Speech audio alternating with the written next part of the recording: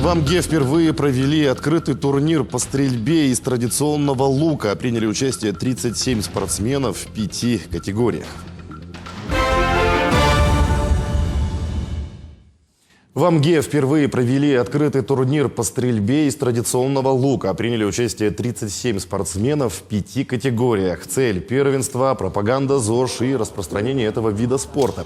Федерация стрельбы из лука была организована в 2019 году. После пандемии этот вид спорта набирает популярность среди населения.